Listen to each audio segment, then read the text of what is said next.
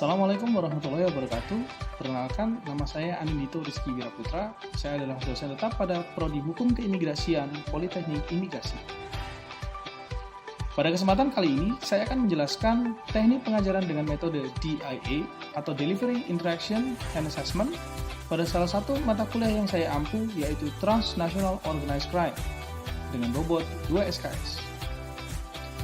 Sebelum saya menjelaskan lebih lanjut teknik pengajaran DIA, lebih dahulu saya akan menjelaskan secara singkat rencana pembelajaran semester atau RPS dari mata kuliah Transnational Organized Crime.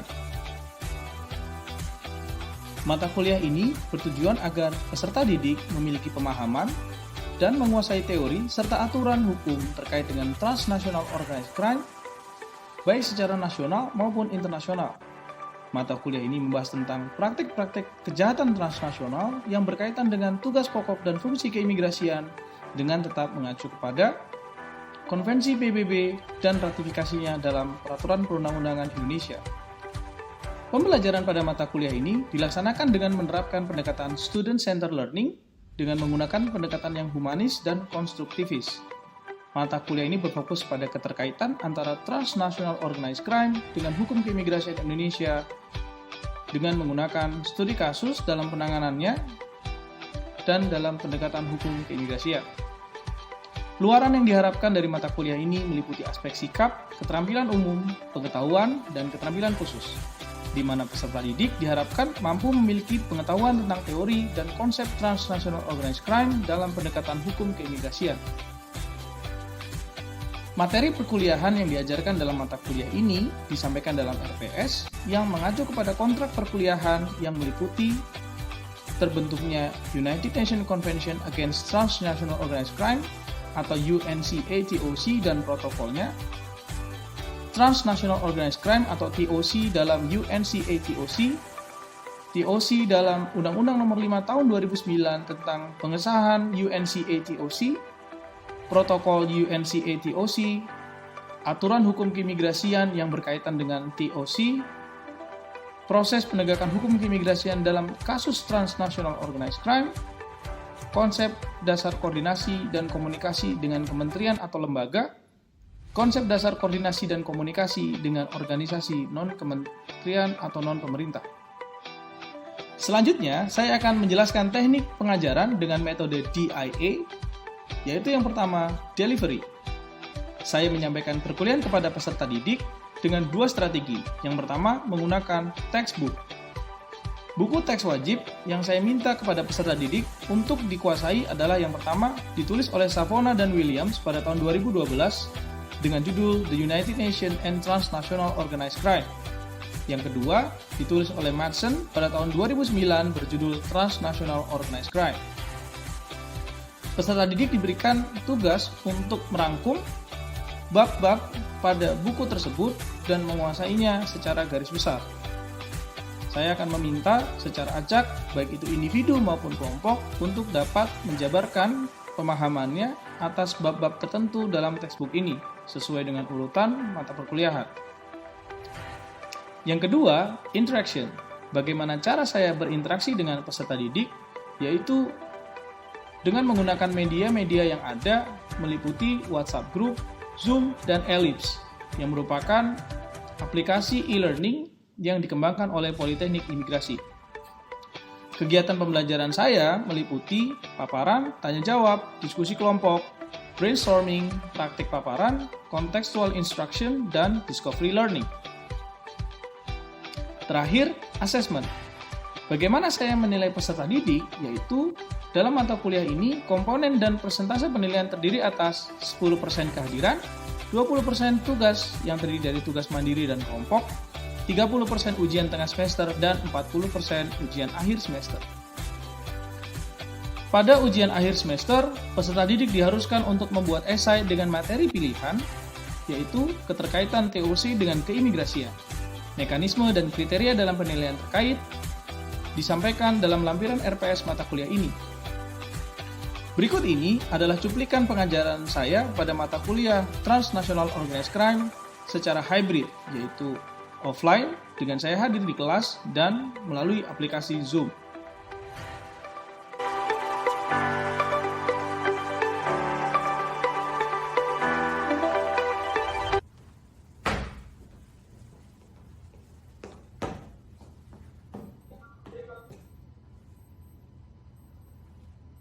Lapor Taruna Madya, Peleton 3, jumlah 41, hadir 23, keterangan 14, kegiatan dinas 4 sakit, siap mengikuti perkenalan pada sore hari.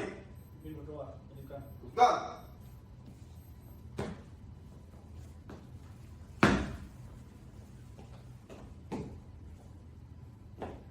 Mengawali perkuliahan pada sore hari. Berdoa menurut percaya masing-masing. Berdoa mulai.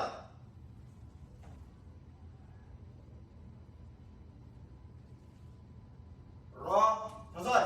Istirahat, tempat, gerak. Jadi menindaklanjuti pembahasan di sesi sebelumnya bahwa dalam pelaksanaan atau kegiatan transnational organized crime, salah satu contohnya adalah penyelundupan manusia atau people smuggling. Hari ini kita akan mencoba membedah bagaimana sih sebenarnya people smuggling ini dilihat dari sudut pandang hukum keimigrasian. Kepolisian Desa Dumai menggagalkan upaya penyelundupan manusia yang dikendalikan oleh seorang napi di rumah tahanan kelas 2B Dumai, Riau. Dalam penangkapan ini, polisi berhasil mengamankan 7 orang tersangka yang ditangkap di beberapa lokasi berbeda masing-masing. Para tersangka memiliki peran berbeda dengan otak pelaku dalam kasus ini adalah tersangka inisial SS. Ironisnya, otak pelaku SS merupakan seorang napi yang tengah mendekam di rutan kelas 2B Dumai. Namun, jeruji besi ternyata tidak menghalangi SS untuk mengendalikan kejahatan perdagangan orang dengan memanfaatkan tersangka lainnya untuk menyediakan fasilitas penyelundupan orang ke Malaysia. Selain menahan 7 tersangka, polisi juga menyita sebuah speedboat yang digunakan tersangka untuk menjemput orang ke Malaysia, 4 unit mobil, 15 paspor, dan sejumlah buku tabungan. Kapolres Dumai AKBP Andri Ananta Yudhistira mengatakan kasus ini terbongkar berkat pengembangan dari penangkapan pekerja migran Indonesia atau PMI asal Malaysia yang masuk ke Dumai secara ilegal beberapa waktu lalu. Oke, itu tadi adalah satu kasus di mana smuggler pertama sebagai otak pelaksanaan atau yang mengatur terjadinya people smuggling, penyelundupan manusia, berada di dalam penjara, berada di rutan. Jadi ada banyak sekali faktor. Jadi dia tidak terlibat ya secara langsung, tapi dia menggunakan orang lain. Itu yang tadi dinyatakan sebagai tersangka lain. Siapa yang diselundupkan? Warga negara Indonesia yang mau ke Malaysia untuk bekerja. Oke. Nah, nanti si fungsi yang smuggler ketiga itu ada di Malaysia yang tugasnya untuk menjemput. Jadi begitu mereka berhasil masuk ke wilayah Malaysia, dijemputlah oleh smuggler ketiga. Ada satu kasus lagi, boleh? Polda Nusa Tenggara Timur menahan kapten kapal beserta ABK yang diduga terlibat perdagangan manusia. Kapal mereka mendarat di Rote dengan membawa 65 imigran gelap. Para imigran ini berasal dari Bangladesh, Myanmar, dan Sri Lanka. Di hadapan polisi, kapten kapal hendak membawa pencari suaka ke Australia.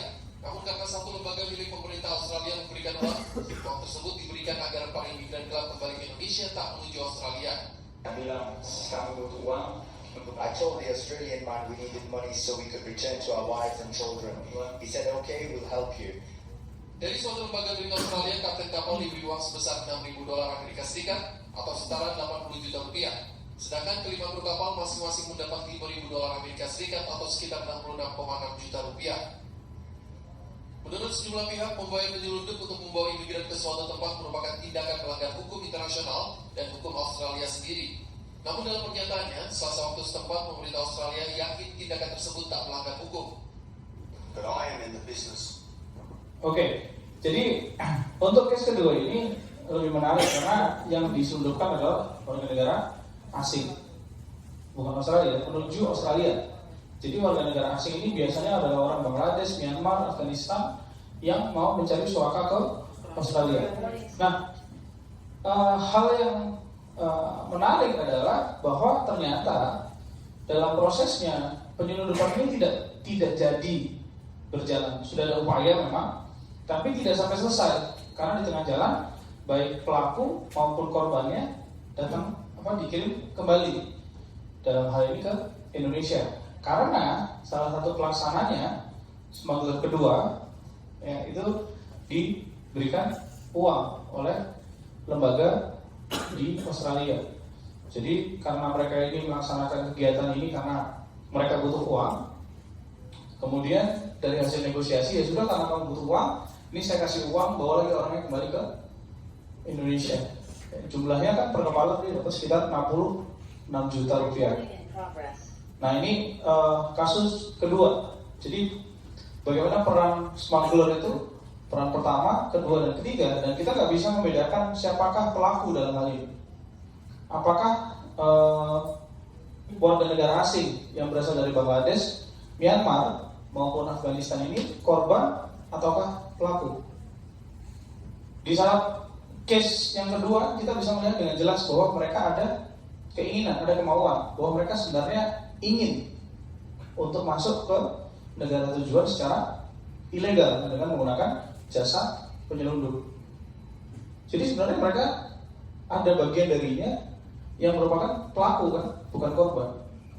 Seperti halnya yang terjadi di Dumai tadi. Kenapa sih kok orang itu bisa kontrol dari dalam penjara? Karena orang yang mau bekerja ke Malaysia sebagai TKI itu mau berangkat secara ilegal. Dan itu pilihannya. Itu pilihan mereka sendiri. Atas satu alasan dan alasan lain, jadi mereka memilih untuk masuk secara ilegal ke wilayah Malaysia dengan menggunakan jasa penyelundup. Maka inti dari penyelundupan itu bukan kepada pelaku ataupun korbannya, tapi kepada kesadaran dari orang yang melaksanakan tadi, baik itu yang membantu ataupun yang masuk. Bedanya dengan human trafficking, kita akan bahas human trafficking di pertemuan selanjutnya, bahwa human trafficking menitik beratkan kepada eksploitasi, sehingga orang yang tadi masuk sengaja tahu bahwa dia akan masuk secara ilegal ke negara lain melalui jalur penyelundup, dia bisa berubah menjadi korban di saat setelah dia melalui border atau dalam prosesnya dia dieksploitasi. Eksploitasi seperti apa? Bisa aja dilucuti, diambil harta bendanya, dipekerjakan tapi tidak dibayar. Malah ada yang kemudian lari ke prostitusi, ada yang organnya dijual. Ini baru masuk ke ranah human trafficking.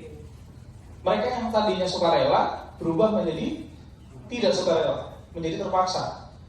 Sehingga people smuggling dan human trafficking itu adalah dua hal yang sangat berkaitan erat. Dari dua case yang sudah muncul di berita ini yang kemudian kita bahas secara sekilas, peran imigrasi tidak terlihat karena dilaksanakan oleh Kepolisian Republik Indonesia. Namun jika kita melihat lebih dalam, pasal-pasal yang digunakan adalah pasal-pasal terkait dengan keimigrasian. Karena tidak ada lagi di undang-undang yang lain. Bahkan undang-undang terkait dengan perdagangan orang pun tidak bisa digunakan. Jadi konvensi PBB yang sudah kita ratifikasi terkait dengan gerakan melawan kejahatan transnasional terorganisir melalui Undang-Undang Nomor 5 Tahun 2009 itu ternyata tidak bisa juga menghentikan hal ini. Sanksinya tidak bisa diberikan, gitu. Sehingga mau tidak mau senjata terakhir adalah undang-undang keimigrasian. Jadi kita adalah ujung tombaknya dalam upaya penanganan transnasional organisasi. Oke, next. Nah, ini ada sebuah kasus lagi di Aceh. Ada tiga orang di Aceh ini menyelamatkan niatnya atau katanya dia berargumen menyelamatkan warga Rohingya yang terombang ambing. Tapi putusan pengadilan justru mendakwa mereka bersalah dengan hukuman 5 tahun penjara. Kenapa? Karena ternyata orang Rohingya yang masuk ke Aceh ini sudah dijadikan komoditas. Berdasarkan pengalaman pada tahun 2019, ada case di mana jumlah warga negara yang masuk melalui pantai Aceh itu sama persis dengan jumlah warga Rohingya yang ditransfer dari rumah detensi imigrasi Medan atau dari community house yang ada di Medan ke pulau lain, entah itu Jawa, Sulawesi, ya.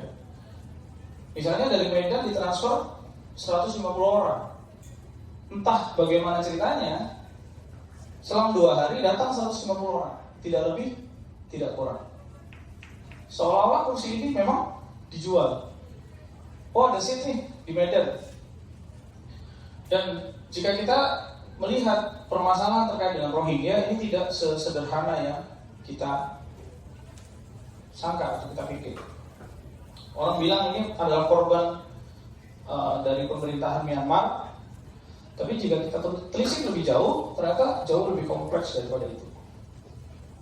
Yang tentunya tidak akan saya bahas lebih banyak, tapi ini menjadikan orang Rohingya objek komoditas perdagangan orang yang sangat menarik bagi para pelaku.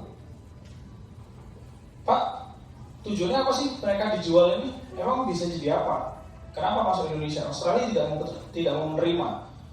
Kasus yang muncul adalah mereka masuk ke Dumai, Riau, kemudian naik atau join ship ke kapal nelayan Thailand secara undocumented.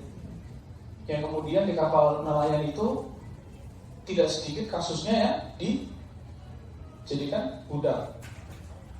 Dan jika terjadi sesuatu sakit atau meninggal, tinggal dibuang ke laut. Seperti halnya ada kasus warga negara Indonesia yang dibuang ke laut oleh kapal Cina. Jadi dia jadi ABK di kapal Cina terus dibuang ke laut. Nah ini case-nya sama. Dan karena mereka sudah terombang-ambing, sudah nggak jelas nasibnya, ya sudah mengadu nasib. Berangkat 100, syukur-syukur kalau ada yang hidup 5. Dan bahkan dengan survival rate atau persentase sukses atau bertahan hidupnya sangat rendah pun minatnya masih tinggi. Lebih baik mereka terombang-ambing masuk ke Indonesia daripada stay di tempat asalnya. Gitu. Dan setelah dia masuk, dia akan mencari berbagai macam cara. Dan karena fitur dari badan yang mirip, khususnya di daerah Sumatera Utara atau Aceh sana, dan kemampuan bahasa yang menyesuaikan, maka dalam kurun waktu 1 atau 2 tahun mereka bisa membaur. Dan salah satu permasalahan di Indonesia karena kita tidak memiliki banyak sistem yang bisa menemukan atau mengidentifikasi orang-orang yang belum memiliki identitas. Jadi kasus-kasus terkait dengan KTP, nomor induk kependudukan, itu masih menjadi masalah yang krusial di kita. Dan itu kaitannya dengan paspor nanti. Kalau dia punya KTP kakak, bisa keluar akte lahir, dia bisa dapat paspor. Kalau dia tinggal di situ sudah 5-6 tahun, bahasa lokalnya masih fasih. Orang yang tinggal di tempat asing, kemudian dia belajar bahasa setempat, hanya dalam kurun waktu 1-2 tahun, itu progresnya luar biasa. Didukung dengan ketidakmampuan kita dalam mengidentifikasi apakah orang ini WNI atau bukan. Karena sampai dengan hari ini, gak usah kita ngomong jauh-jauh di Aceh, di Banten pun banyak case orang yang tidak pernah punya akte lahir. Sampai sudah tua, sudah punya anak, anaknya nggak punya akte lahir juga. KTP-nya entah dari mana, kakaknya entah dari mana, dan seterusnya. Orang-orang yang memilih jalur ini bukan orang miskin loh. Atau mereka yang ditipu, entah dia minjem uang, entah dia jual sawahnya di rumah sana, ya. Tapi pasti mereka yang menggunakan jalur ini syaratnya tidak murah. Kalau kalian suka nonton film, itu di berbagai macam film banyak ya di film-film barat itu, di saat dia mau pindah negara, kemudian tidak mau terdetek, dia menggunakan jasa penyelundup, dan seringkali biayanya sangat mahal, tidak rasional. Tapi kenapa dia memilih jalur itu? Karena dia tidak bisa menggunakan jalur yang formal. Antara dua, dia uneducated, tidak tahu bahwa ternyata jalur formal itu tidak sebegitu menakutkannya, atau dia sudah ada track record kejahatan sehingga dia mau tidak mau hanya bisa menggunakan jasa. Regulasi di Indonesia bahwa korban human trafficking ini kan tidak dihukum, Pak. Namun bagaimana jika sebelumnya korban itu merupakan orang yang memang secara sukarela disembunyikan? Bagaimana hukum yang melekat pada orang itu, Pak? Karena setelah itu statusnya sudah berubah menjadi korban perdagangan orang, Pak, bukan. Oke, ini yang menjadi tricky. Kenapa saya lebih memilih membahas tentang penyelundupan dulu, baru tentang human trafficking, adalah bahwa di saat masuk ke ranah trafficking, itu yang membedakan hanya dia adalah korban. Sedangkan di penyelundupan, kita fokus kepada pelaku. Sehingga saya misalnya, saya mau bekerja di Malaysia, saya menggunakan jasa Feby untuk jadi penyelundup misalnya. Saya bayar dia. Kemudian kita tertangkap, maka saya adalah pelaku. Karena saya dengan terang-terangan minta tolong, saya bayar, saya minta mau menggunakan jasanya dia. Dia jelas pelaku karena menjual jasanya. Saya pelaku, sehingga saya bisa dijerat undang-undang terkait dengan penyelundupan manusia. Tapi kemudian di titik uangnya sudah saya kasih, dia nggak ngelihat saya ngasih uang, saya bilang, oh saya ditipu oleh ibu ini. Dia bilang prosedur kok. Maka status saya berubah dari pelaku menjadi korban. Begitu menjadi masuk dalam ranah trafficking, maka saya tidak bisa dipidana. Di saat trafficking itu sudah ranahnya masuk ke kepolisian, karena lanjutannya dengan Interpol. Tapi smuggling itu masih ada di dalam ranahnya keimigrasian murni. Itu bedanya. Hanya dari bolak-baliknya hati si korban tadi ini, pelaku korban ini. Sudahlah saya pelaku, wah saya ini bisa berubah jadi korban. Di saat saya bilang saya ditipu nih, walaupun belum terjadi human traffickingnya, dia bisa dipidana. Begitu juga orang-orang yang terkait dengan saya, dan status saya berubah dari pelaku menjadi korban, walaupun saya belum menjadi korban. Yang disayangkan dalam penegakan hukumnya arahnya menuju people smuggling. Jadi sebenarnya people smuggling dan human trafficking itu beda. Jadi kayak benci dan cinta gitu. Kamu nggak bisa bedain, karena sama-sama kepikiran. Jadi sebenarnya rasanya benci atau cinta, hanya setipis kertas. Nah itu smuggling dan trafficking. Itu aja bedanya. Jadi begitu si orang ini kemudian dia bisa pindah ya, dari pelaku menjadi korban hanya berdasarkan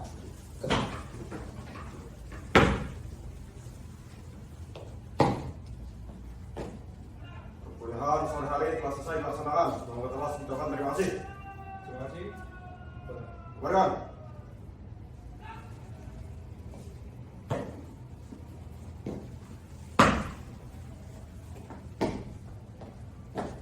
Akhiri pergerak pada sore hari. Berdoa menurut cara masing-masing. Berdoa dimulai.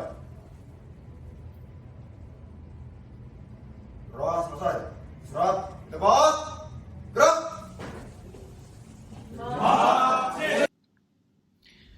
Demikian yang dapat saya sampaikan dalam kesempatan kali ini. Semoga bermanfaat. Wabillahi taufik wal hidayah. Wassalamualaikum warahmatullahi wabarakatuh. Terima kasih.